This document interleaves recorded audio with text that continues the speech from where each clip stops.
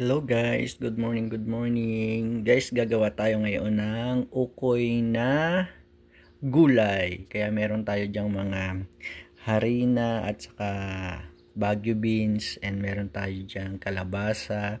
Meron tayo diyang mga sibuyas, bawang, at saka paminta at seasoning. Yan, at meron tayong dry shrimp. Yan, yung ating dry shrimp. Yan. Kaya meron tayo diyang harina and cornstarch. Yan. Una natin gagawin guys, ilagay natin yung ating harina guys sa ating bowl para i-mix natin. Yan. Lagay tayo ng mga 5. Yan guys.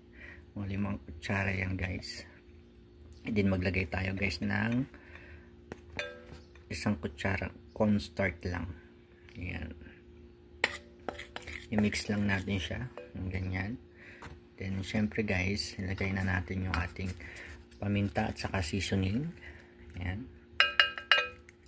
Para magkalasa siya. Ayan. I-mix din natin siya guys. Ayan. Mix lang natin siya guys. Then, maglagay tayo ng asin guys. Ayan. Rock salt yan guys. Ayan. And then guys, habang na-mix natin yan guys, maglagay tayo ng tubig dyan. Ayan. Mag-try mo muna natin yung 250 ml na tubig. Ayan. Mamaya tayo mag-add ulit. Check muna natin. At haluin lang natin ng haluin hanggang makuha natin yung consistency na siya ay malapot guys. Yan guys, medyo kulang sa tubig kaya mag-add po tayo. Kaya mahigit na 250 ml yung tubig na ating mailalagay sa ating ginagawang mixture. Haluin lang ulit natin guys.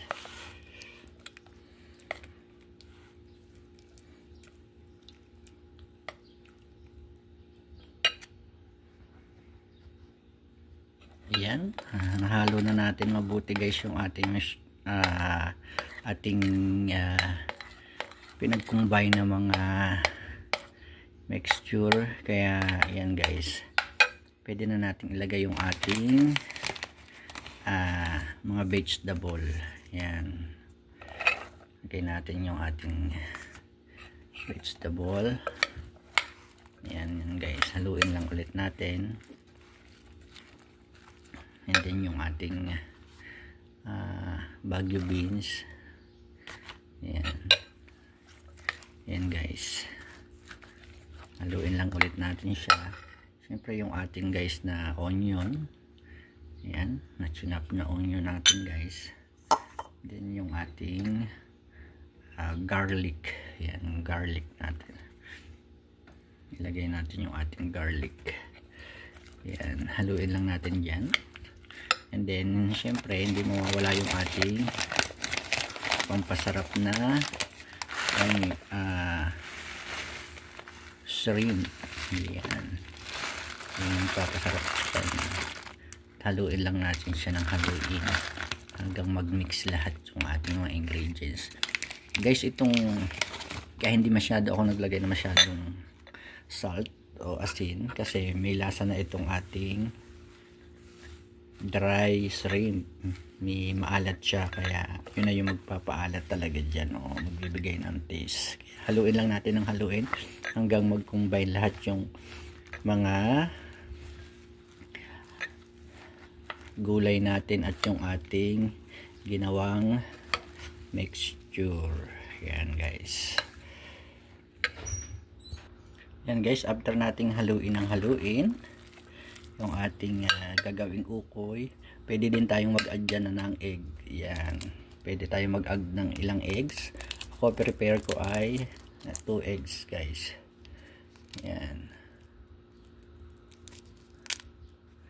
pwede tayong mag-add dyan ng egg. Yan.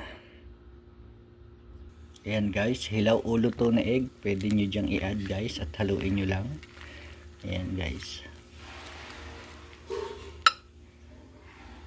mix nyo lang guys yan. Yan guys, mekos nyo lang siya guys. Yan guys, after that yan guys, pwede na natin siyang i-fry. Yan.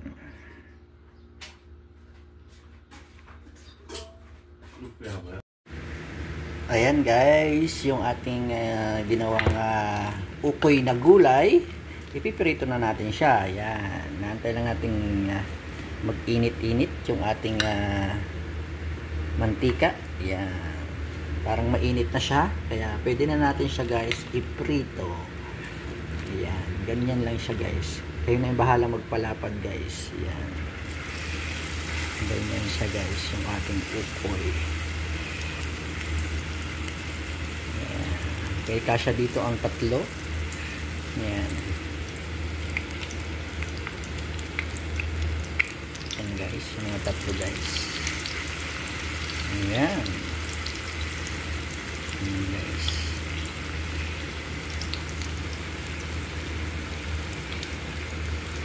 Ayan, palaparin nyo lang ng kaunti guys. At lalapad na yan. Yan ang ating ukoy na gulay with dry shrimp.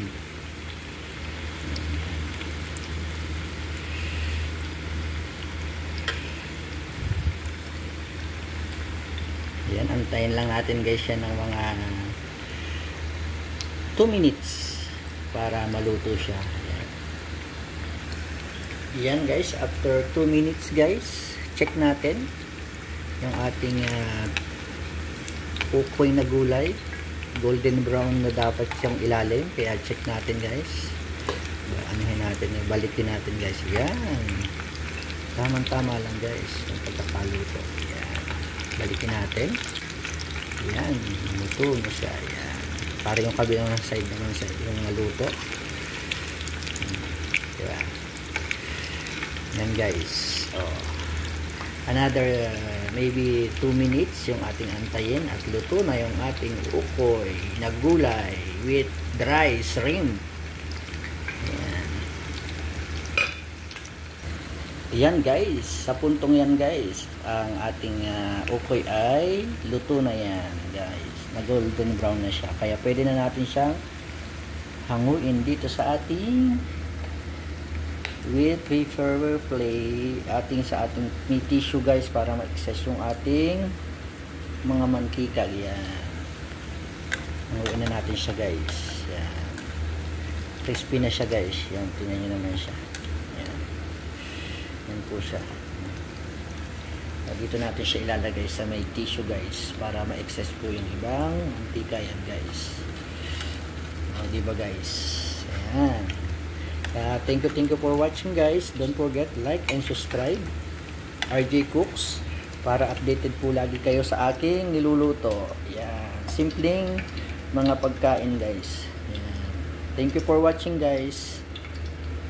And sabihin po tayo sa bawat umaga po at bawat gising natin ay blessing. Yan guys. Thank you very much sa panonood and God bless you all.